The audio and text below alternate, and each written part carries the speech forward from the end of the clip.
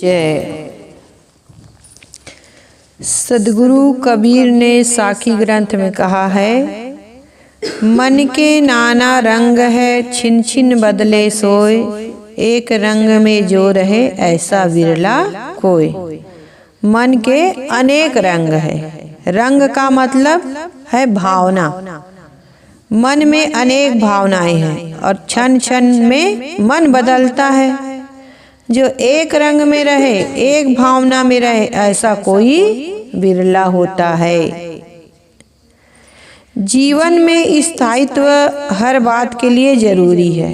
जिसका मन स्थिर है उसका सब काम स्थिर होता है।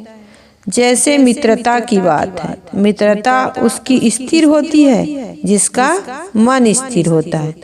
किसी चीज का परित्याग वह तभी करता है जब वह देखता है कि अनुचित है। थोड़ी थोड़ी बातों को लेकर वह बदलता नहीं।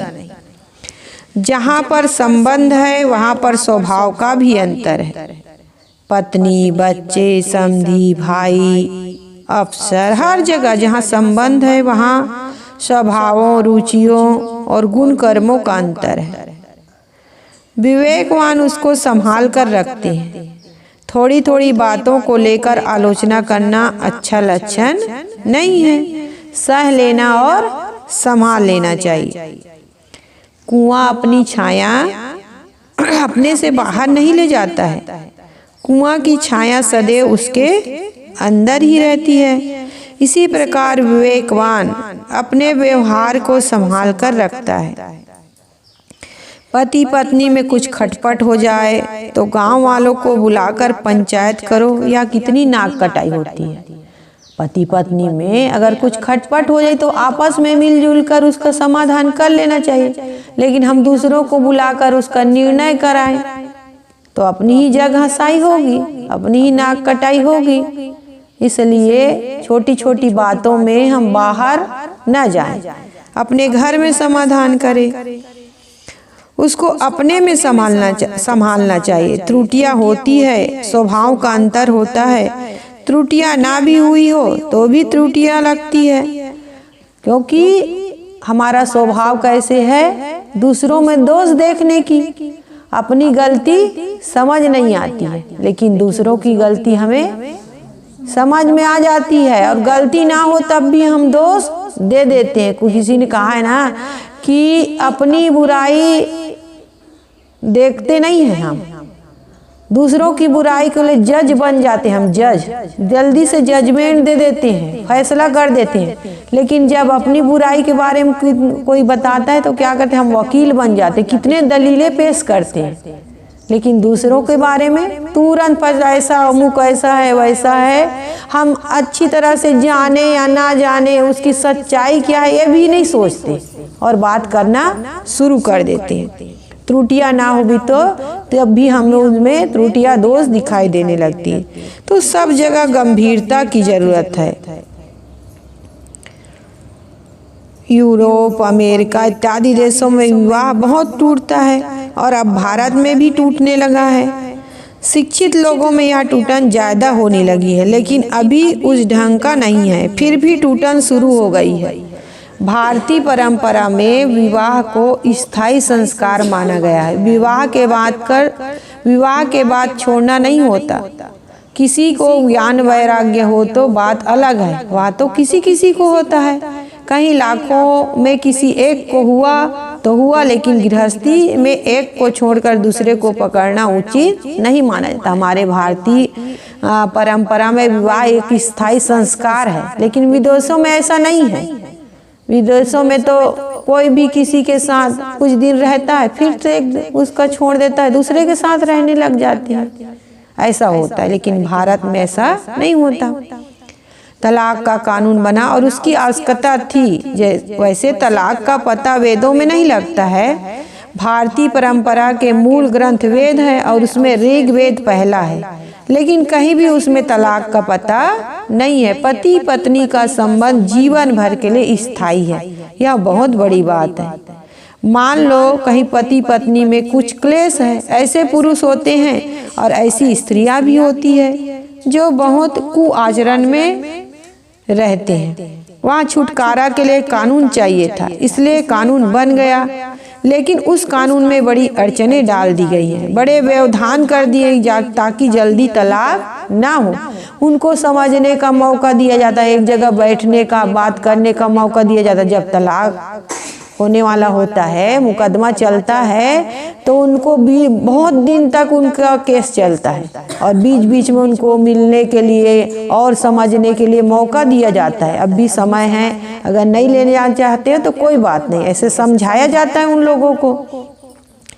क्योंकि क्रोध में आदमी की बुद्धि खराब हो जाती है। कुछ हो गया, आपस में मनमुटाव हो गया, झगड़ा लड़ाई हो गई, तो क्रोध में आदमी कुछ भी फैसला कर लेता है, लेकिन बाद में समझ आती है कि हम लोग गलत कर रहे हैं, तो कई लोग मिल भी जाते हैं। 10 साल 20 साल भी एक साथ, 10 साल 20 साल के बाद भी एक साथ रहने लग जाते हैं। लेकिन जब आदमी की प्रवृत्ति ही वैसी हो जाएगी तो कानून क्या करेगा? क्योंकि कानून, तलाक की भी जरूरत है। कई लोग पिसते रहते हैं, कई पत्नी तो कई पति बहुत पिसते रहते हैं, इसलिए यह कानून बनाएगा। वह अलग धरा रहेगा और टूटन हो जाएगी। पति पत्नी का संबंध भी स्थिर हो, छोड़ छोड़ कर परिवर्तन करना अच्छा नहीं है। कहीं भी हो स्थायित्व की जरूरत है। समझदार और संयत व्यक्तियों के घर में नौकर पुस्त दर पुस्त रहते हैं। पिता नौकर था, अब उसका लड़का नौकर है, उसके आगे उसका लड़का नौकर होगा। ऐसे अच्छे घरों में देखा जाता है, क्योंकि उसके साथ अच्छा व्यवहार किया जाता है, इसलिए वो छोड़ते नहीं है काम। आपस में शिकायत ना होने से ही यह यात्रा लंबी होती है और समझदारी का लक्षण है। कहीं मित्रता किए और थोड़ा अच्छा ना लगा तो मित्र की निंदा करने लगे, यह कोई समझदारी नहीं है। अरे हो जाती है ऐसी बातें, कई बातें ऐसी हो जाती है, उससे हमें उनकी मित्रता पर शक नहीं करना चाहिए, ना ही उसकी निंदा करनी चाहिए। जहाँ हम काम करते कराते हैं उसमें भी स्थायित्व होना चाहिए। हर जगह स्थायित्व की आवश्यकता है। जब इस व्यक्तित्व में स्थिरता होती है तो हर जगह उसका प्रभाव होता है। जो क्षणिक बुद्धि वाले हैं, जो छने रुष्टे छने तुष्टे, रुष्टे तुष्टे छने छने जैसे स्वभाव वाले होते हैं, उनका जीवन विखंडित होता है, असंतुष्ट होता है। केवल अध्यात्म में ही नहीं, जीवन के समस्त व्यवहारों और व्यापारों में भी स्थायित्व होना चाहिए। साझेदारी में कोई व्यापार शुरू किया, यदि एक दूसरे को धोखा दिया तो इससे उनकी साख खत्म हो जाती है। लोभ, क्रोध, अहंकार आदि दुर्गुण संबंध को बिगाड़ते हैं। आमदनी काम भर की होती रहेगी, मधुरता की जरूरत है। धन धन नहीं है, जन धन है। क्या धन है? जन धन है, धन धन नहीं है, जन धन है। असली धन क्या है? जन धन है। गुरुदेव जी हमेशा कहा करते थे कि जन ही धन है, व्यवहार में जन धन है। चाहे पार्टनरशिप की बात हो, चाहे परिवार की, चाहे संबंधियों की बात हो, चाहे किसी और की, यह समझना चाहिए कि जन ही धन है, धन धन नहीं है। जो हमारे पास लोग हैं वे ही धन है, वे संतुष्ट रहे। धन तो आता जाता रहता है, धन तो बहुत है, परंतु जिनके संबंध में हम रहे उनमें कटुता है तो धन क्या करेगा? जी जलता रहेगा। गुरुदेव जी के पास एक युवक का पत्र आया, उसने अपने घर का सब विवरण दिया और खूब धन बताया, लेकिन कहा कि महाराज हम लोग आपस में हम लोगों में आपस में बड़ी कटुता है, यहाँ तक कि एक दूसरे को हम लोग देखना और सुनना भी नहीं चाहते। तब गुरुदेव जी ने लिखा कि तुम्हारे पास कुछ नहीं है, बहुत धन है तो वह क्या करेगा? जो परस्पर में प्रेम से रहते हैं वे कम धन में सुखी देखे जाते हैं, और परस्पर में प्रेम नहीं है तो अधिक धन में लोग जलते रहते हैं। इसलिए हर जगह स्थायित्व की जरूरत है। अब धन तो बहुत है लेकिन आपस में प्रेम नहीं है तो वो धन क्या करेगा? वो सुख शांति तुम्हें नहीं दे सकता, वो मन की शांति तुम्हें नहीं मिल सकती है। ऐसे साधना की क्षेत्र की बात है। गृहस्थी में कितने लोग बड़े जोर से भक्ति शुरू किए, लेकिन थोड़ा आगे चलकर ठंडे हो गए। फिर वे सत्संग में जाना ही बंद कर दिए, ग्रंथ पढ़ना बंद कर दिए। ऐसे भी होते हैं जो आलोचना में लग जाते हैं। आलोचना में लगने वाले कम ही होते, जिनकी बुद्धि खराब है वही संतों की आलोचना करेगा। ज्यादातर ऐसे लोग होते हैं जो ठंडे हो जाते हैं, जो गृहस्थी त्याग कर साधना मार्ग में आते हैं। उनमें भी देखा जाता है कि पहले उनकी जैसी लगन होती है वैसी भावना होती है, वह ठंडी हो जाती है। सामान्य सद्गुण सदाचार में वे संतोष कर लेते हैं। गृह त्याग के जो आएगा उसको चोरी करने की जरूरत नहीं है। झूठ बोलने और पर स्त्री इत्यादि का संबंध तो कल्पना के बाहर है, क्योंकि वह तो ब्रह्मचारी है, किसी से संबंध नहीं है, सदाचार से रहता है और सद्गुण भी है, जीवन सदाचारमय है। बस इतने में वे संतोष कर लेते हैं तो प्रगति नहीं हो सकती। जन्म जन्म की जो वासनाएं और देहाध्यास है उनको उखाड़ने की जरूरत है, इसलिए गहराई से साधना में लगने की जरूरत है। गृहस्थ और विरक्त कोई हो, सबके लिए यह आवश्यक है कि उसके जीवन में स्थायित्व हो और एक रस साधना में लग जाए। हम कुछ दिन कोई भी काम हो, जैसे हमें कुआं खोदना हो तो 10 जगह हम 100 फीट कुआं खोदना है, 10 जगह 10 फीट खोदेंगे तो पानी मिलेगा? नहीं मिल सकता। हमारा मेहनत भी बेकार जाएगा, हमारा समय भी बेकार जाएगा। इसी प्रकार साधना हो या कोई भी काम हो, गृहस्थ विरक्त जो भी काम का हो, लेकिन उसमें स्थायित्व की जरूरत है। एक रस उसमें लगना पड़ेगा, निरंतर साधना करनी पड़ेगी, निरंतरता की आवश्यकता है। तो जीवन में स्थायित्व हो और एक रस साधना में लग जाए, तब काम होगा। निष्ठा में परिवर्तन सिद्धांत और रहनी का परिवर्तन कर देता है और मन क्षणभंगुरता की धारा में बहने लगता है। निष्ठा, विचार, सिद्धांत और रहनी, इन सब में स्थायित्व अक्षय व्यक्तित्व का लक्षण है। मन के नाना रंग है, छिन छिन बदले सोए, एक रंग में जो रहे ऐसा बिरला को। इस साखी का मतलब है कि एक रस वृत्ति होनी चाहिए। पारखी संत यह शब्द प्रायः कहते हैं, एक रस वृत्ति रखो, रहने की एक रस वृत्ति बनाओ। एक रस का अर्थ है एक समान। जीवन भर एक समान रहनी में चलो। खान पान, व्यवहार बर्ताव, लेन देन, संबंध और आंतरिक सद्गुण सब में एक रसता होना चाहिए, एक रस भाव होना चाहिए। हीरा में स्थायित्व होता है। हीरा के विषय में सद्गुरु ने बताया, हीरा सोई सराइये, सहे घनन की चोट, कपट रंगी मानवा, परखत निखरा खोट। हीरा वही प्रशंसनीय माना जाता है जो घनों की चोट सह ले।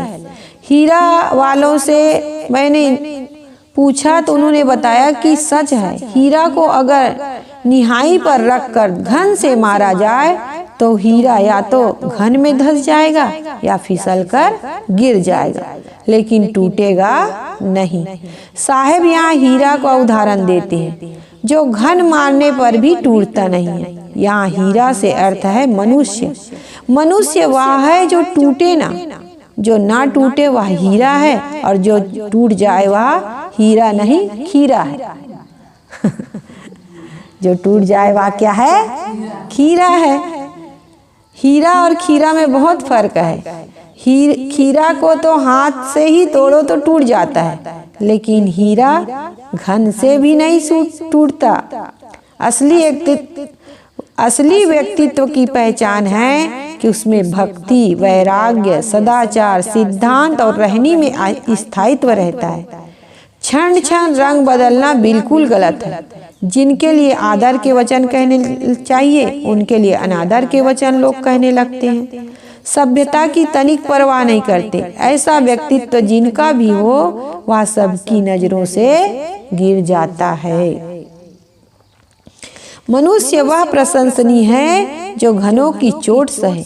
घन है आपत्ति विपत्ति और प्रतिकूलताएं। कोई देहधारी प्रतिकूलताओं से बच नहीं सकता। संसार ऐसी जगह है जहाँ विपरीतता आना स्वाभाविक है। जहाँ बहुत अपना माना जाता है वहीं यह ज्यादा आता है। यह संबंध में भी आता है, बाहर थोड़े ही आता है। जिसको हम ज्यादा मानते वहीं तो ज्यादा अनुकूलता प्रतिकूलता मिलती। और अनुकूलता प्रतिकूलता कोई स्थायी रहने वाला नहीं है। अनुकूलता प्रतिकूलता में और प्रतिकूलता अनुकूलता में बदलता रहता है। अगर हमारे जीवन में प्रतिकूलता ना आए तो हम प्राणी पदार्थ में इतना बन जाएंगे कि उनसे छूटना असंभव हो जाएगा। इसलिए प्रतिकूलता तो साबुन के समान है जो हमारे विकार को धोकर स्वच्छ करती है। इसलिए अनुकूलता में हमें भूलना नहीं चाहिए और प्रतिकूलता में हमें घबराना नहीं चाहिए। किसी ने बहुत सुंदर कहा है, सावन की मधुमास भी देखोगे तुम, मरुस्थल की प्यास भी देखोगे तुम। ना झूलो सूता के स्वयंवर में इतना, एक दिन श्री राम का वनवास भी देखोगे तुम।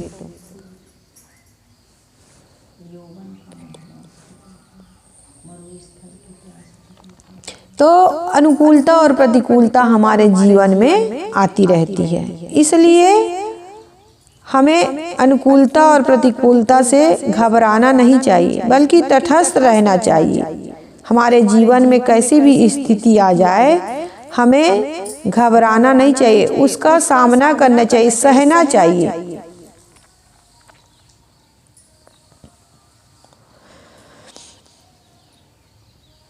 तो मन के नाना रंग है, छिन छिन बदले सोए, एक रंग में जो रहे ऐसा बिरला कोई। एक रसवृत्ति रहने की एक रसवृत्ति होनी चाहिए। एक रस का अर्थ क्या बताए? एक समान, जीवन भर एक समान रहनी में चलो।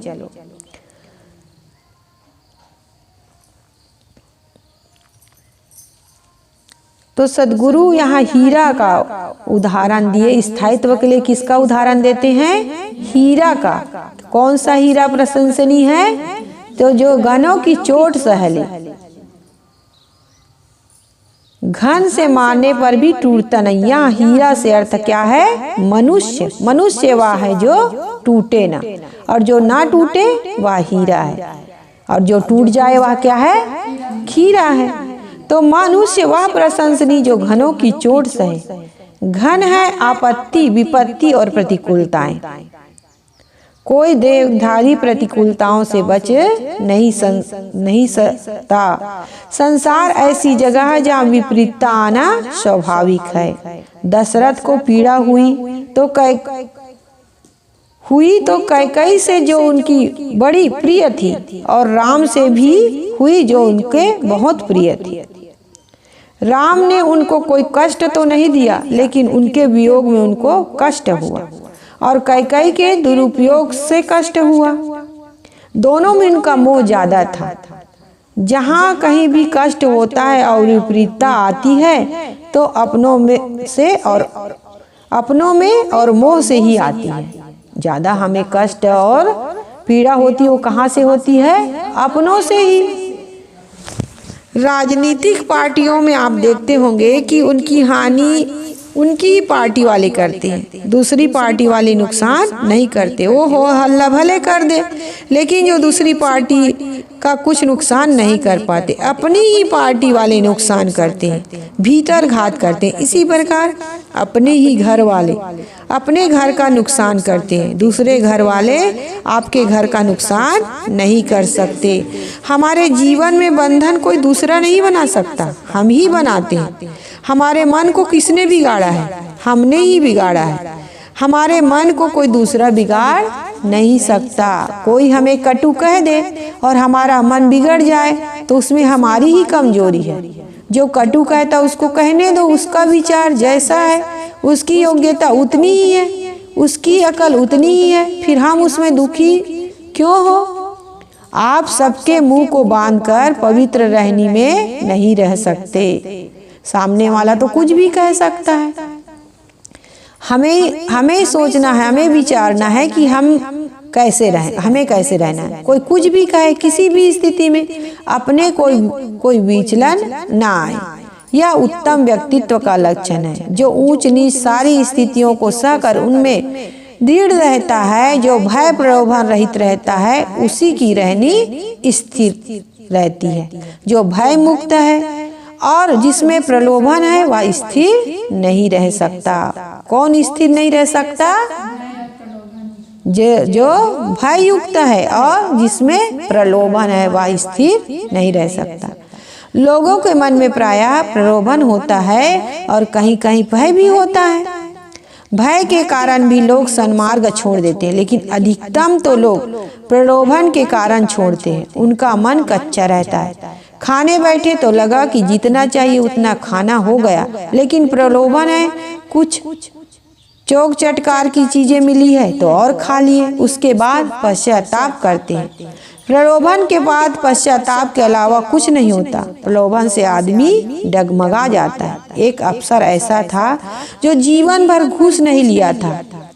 यह कोई 70 वर्ष पुरानी घटना है। एक बड़े अफसर ने ही बताया था, और वह बताया क्या था कि दूसरे से बात कर रहा था। उस समय मैं छोटा था और मैं भी वहाँ बैठा था, इसलिए उसकी बात सुनी थी। उन्होंने कहा कि जीवन भर उस अफसर ने घूस नहीं लिया और उसकी सेवा मुक्ति का समय आ गया था। कचहरी की बात थी। एक मुवक्किल से उसने पैसा ले लिया और कागज में मुवक्किल के मुआफी कुछ हेरा फेरी किया।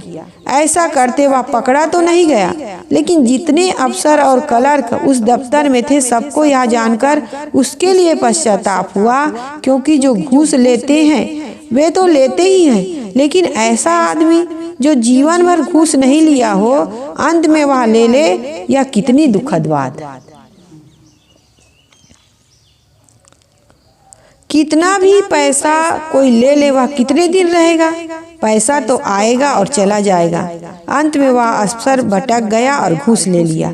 तो बात है कि जब तक अपने में दृढ़ता नहीं होगी और प्रलोभन होगा, वह स्थिर नहीं हो सकता। पश्चिम के देश में कांट नाम के एक दार्शनिक हुए हैं। वे हल्के बदन के थे और विवाह नहीं किए थे। 60 मील या कोस के बाहर वे जीवन में कभी गए ही नहीं। लोग जब को उनको कहीं चलने के लिए कहते तो कहते जो यहाँ है वही वहाँ है, फिर क्या देखूं। इतना चुस्त दुरुस्त वह महापुरुष था कि जब घूमने निकलता था तब लोग उससे अपनी घड़ी की सुई मिलाते थे। इतने नियत टाइम पर वे निकलते थे। उनका हर काम टाइम पर होता था। शुद्ध बुद्धिवाद उनकी पुस्तक है। हिंदी भाषा के अनुसार उनका नाम है शुद्ध बुद्धिवाद। जब तक उस महापुरुष का जीवन रहा, लोगों के लिए प्रमाण के रूप में रहा। उनकी हर बात को लोग प्रमाण मानते थे। तो क्या कारण था? कारण यही था कि उनके इस व्यक्तित्व में स्थायित्व था, एक रास्ता थी। इसी प्रकार हमारे जीवन में एक रास्ता और स्थिरता होनी चाहिए। साधना में लगो तो नियम बना लो। रोज रोज अकेले में बैठोगे।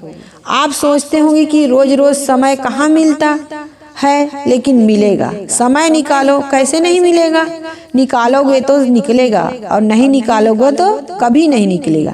क्योंकि हम सब के लिए टाइम निकाल लेते हैं। क्यों निकाल लेते हैं? क्योंकि उसको आवश्यक और जरूरी समझते हैं, और जिसको आवश्यक और जरूरी नहीं समझते उसके लिए हम टाइम निकाल नहीं पाते। खाने के लिए, पीने के लिए, शादी ब्याह में जाने के लिए, पार्टी में जाने के लिए, सब जीवन के व्यवहार करने के लिए हमारे पास 24 घंटे टाइम। लेकिन साधना के लिए, भजन के लिए, ध्यान के लिए, सत्संग के लिए लोग बहाना बनाते, कहते हैं कि क्या करें, टाइम नहीं है। लेकिन यह अपने ऊपर है। टाइम निकाल सकते हैं। हाँ, कभी कभी ऐसा हो सकता है कि व्यस्तता रहती है, लेकिन हर समय ऐसा नहीं होता। आप स्वयं निरीक्षण करें कि 24 घंटे में आप कितना समय बकवास में बिता देते हैं, कितना बिना काम के काम और कितनी बिना जरूरत की बात में आप करते हैं और कहते हैं कि समय नहीं मिलेगा। समय किसके पास नहीं, उसकी तो भयंकर असावधानी जो यह कहता है कि हमें सही समय नहीं मिलता, वह सरासर झूठ बोलता है। सबको समय है, केवल पक्का निश्चय कर लो कि रोज समय निकालेंगे। बन सके तो सुबह शाम समय निकालो, नहीं तो एक टाइम निकालो। 24 घंटे बीत जाए और कभी अकेले में ना बैठो, यह बहुत बड़ी असावधानी। अकेले में बैठो और स्वाध्याय, चिंतन और ध्यान, इन तीनों में से कुछ करो। वैसे स्वाध्याय का अर्थ क्या होता है? क्या अर्थ होता है स्वाध्याय? और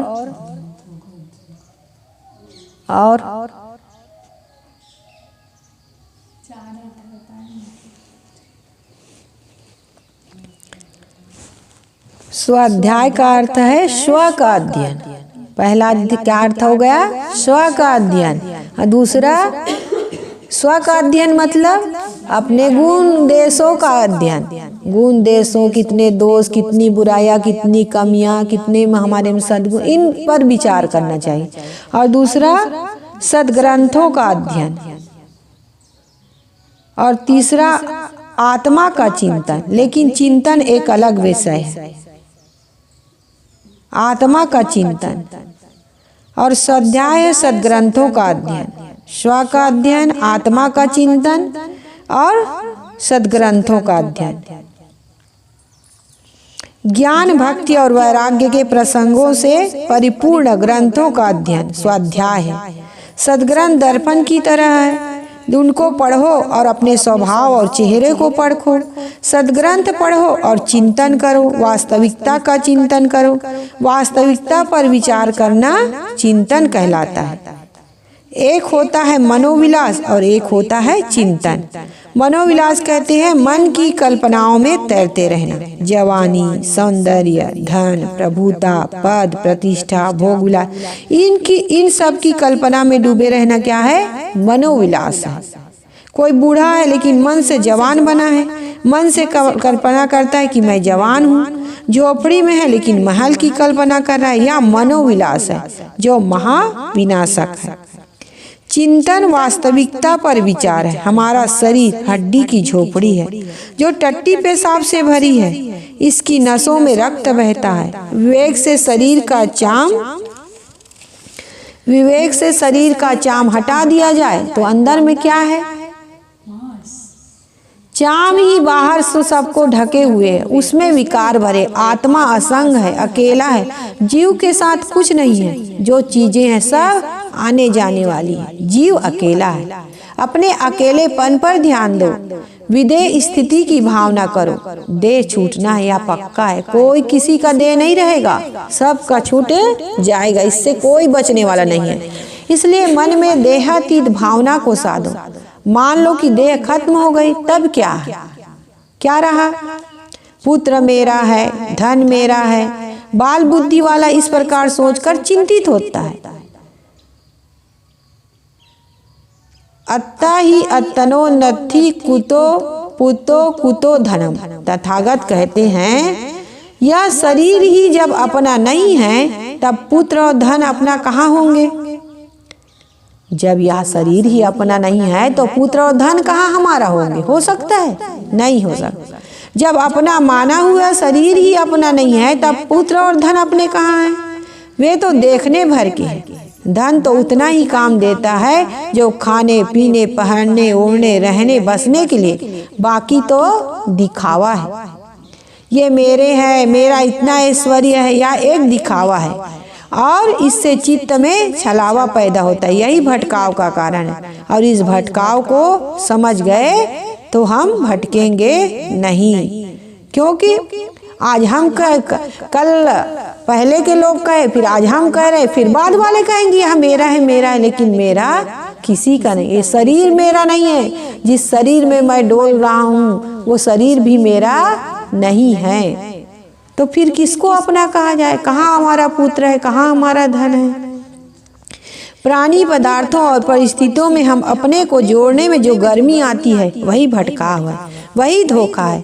हमारे दादा बाबा चले गए, बड़े बड़े ऐश्वर्यवान चले गए, अपने को जो बड़ा भोगी और बड़ा विलासी मानते थे, अपने को जो बड़ा सुकुमार बड़ा रजोगुनी मानते थे, वे सब चले गए, चले जाते हैं, कोई रह नहीं पाता। इसलिए विदेह अवस्था को सोचो, बैठो और सोचो कि देह खत्म हो गई और मैं अकेला हूँ। क्या सोचना है? यह शरीर समाप्त हो गया और मैं अकेला हूँ। जब यह सोचोगे तो कौन सा ताप मन में होगा। समझ लो कि आजकल में यही होना है, ज्यादा समय नहीं है, टाइम आ जाएगा और पता नहीं चलेगा। जितना मन शरीर और संसार में रमता है वह भयभीत रहता है, जिनका मन आत्मलीन है वही निर्भय है। अगर हम शरीर और संसार में रमते रहेंगे तो हम निर्भय नहीं हो पाएंगे। मन जितना आत्मलीन होगा उतना निर्भय होता जाएगा। जो अंतिम में होने वाली स्थिति है उसको सोचना चिंतन कहलाता है। चिंतन करो कि पदार्थ की तह में क्या है। सारा निर्माण कणों का जोड़ है। दुनिया में स्थिर वस्तु कुछ है ही नहीं, सब कुछ चल विचल है।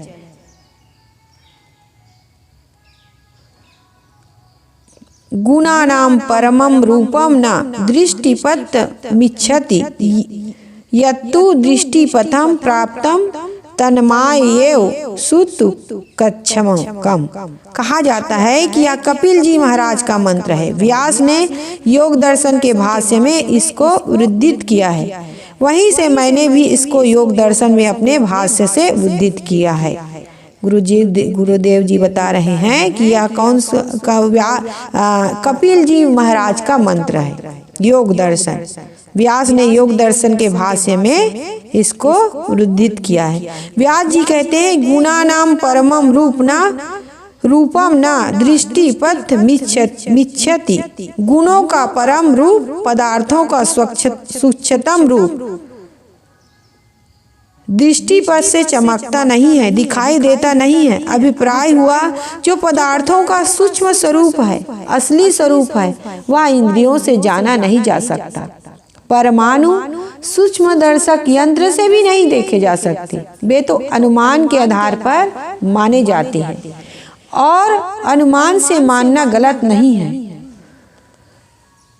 कोई वस्तु छिन्न होते होते उछिन्न थोड़े हो जाती है, छिन्न होती है, कट जाती, इसका मतलब है उसका जोड़ कट जाता है और जोड़ कटते कटते वस्तु छिन्न होती जाती है। लेकिन जहाँ जोड़ ही नहीं रहता वहाँ कैसे रहेगा? वहाँ वैसे रहेगा, वही परमाणु है। वैज्ञानिक कहते हैं कि परमाणु को हमने तोड़ दिया है, लेकिन जिसको वे लोग तोड़ देते वह परमाणु नहीं है। क्या परमाणु टूटते टूटते शून्य हो जाएगा? वह शून्य नहीं होगा, क्योंकि वह अंतिम इकाई है। जो अंतिम इकाई है वह दिखाई नहीं देता है और दृष्टिपथ से जो प्राप्त होता है, इंद्रियों से जो जाना जाता है, वह माया मात्र है और तुच्छ है। जो दिखाई देता है वह सच नहीं है और जो सच है वह दिखाई नहीं देता। इस पर ध्यान दीजिए। सच क्या है? जो बनता नहीं, जो मिटता नहीं, वह जड़ तत्वों की इकाई है और वह कभी भी दिखाई नहीं दे सकती। जो दिखाई देता है वह इकाई नहीं है, वह तो जोड़ है और वह सच नहीं है, वह क्षण क्षण रूप बदलता है। हर पदार्थ में निरंतर रासायनिक क्रिया होती है। रासायनिक क्रिया का अर्थ है वस्तु का एक रूप से दूसरे रूप में बदल जाना और पुनः पहले रूप में ना आ पाना। जैसे दूध दही के रूप में बदल जाता है, यह रासायनिक क्रिया है। इस प्रकार हर वस्तु बदलती है। रासायनिक प्रक्रिया हर भौतिक वस्तु में निरंतर चलती रहती है। जो हम देखते हैं वह सच नहीं है और जो सच है उसको हम नहीं देख पाते। जो देखने वाला है वह परम सच है, लेकिन देखने वाला खुद अपने को नहीं देख सकता। अपने आत्मा को कोई कैसे देख सकता है? वह तो इंद्रियों से देखा नहीं जा सकता, किंतु वही इंद्रियों से विषयों को जानता है। आपका होना विवाद युक्त नहीं है, निर्विवाद है। आप निर्विवाद हैं क्योंकि आप स्वयं रहकर ही तो निर्णय लेते हैं, यह सच है और यह झूठ है। अपने पर कभी संदेह नहीं हो सकता। संदेह होता है जो अज्ञान से होता है। संदेह करना भी एक विचार है, और विचार करने वाला जब तक ना हो तब तक विचार कैसे होगा। इसलिए डेकार्ट ने, जो 17वीं शताब्दी में यूरोप का एक दार्शनिक हुआ है, कहा है I think therefore I am, अर्थात मैं सोचता हूँ इसलिए मैं हूँ। डेकार्ट का उदाहरण गुरुदेव जी अपने कबीर दर्शन के पारक सिद्धांत के अध्याय में विस्तार से दिए हैं। वे कहते हैं कि मैं सोचता हूँ इसलिए मैं हूँ, मैं ना हूँ तो मैं संदेह कौन करेगा, विचार कौन करेगा। कोई हो तब तो विचार होगा। मैं सोचता हूँ तो क्या मैं नहीं हूँ? संदेह करने वाला क्या खुद नहीं है? संदेह करने वाला तो है ही। इसलिए अपने आप पर अविश्वास करना वैसे है जैसे यह कहना कि मेरा पिता बाल ब्रह्मचारी है या मेरे मुख में जीभ नहीं है। ऐसा कहना कितना हास्यास्पद है। जब जीभ नहीं तब कहते कैसे हो आप नहीं हैं? क्या यह सच है? आप कहें कि मैं तो नहीं हूँ तो फिर कहते कैसे हैं कि नहीं हूँ? वो कहने वाला ही तो कह रहा है मैं नहीं हूँ। एक पुलिस अफसर मिलने आए, आईजी थे तो जो बड़े अफसर होते हैं, उन्होंने कहा कि मैंने तो आत्मा को भी छोड़ दिया है। मैंने उनसे पूछा कि और अपने को? तब वे चुप हो गए। कैसे कि कहे कि अपने को छोड़ दिया है? आत्मा का अर्थ ही है अपना। अपने अस्तित्व को छोड़कर क्या कोई अलग हो जाएगा? दुनिया में जितनी वस्तुएं हम छाती पेटे लगाए रखने का हट करते हैं, उनका वियोग पक्का है, लेकिन अपने आत्मा को छोड़कर भी हम छोड़ नहीं सकते। आत्मा का विस्मरण ही आत्मा को छोड़ना है।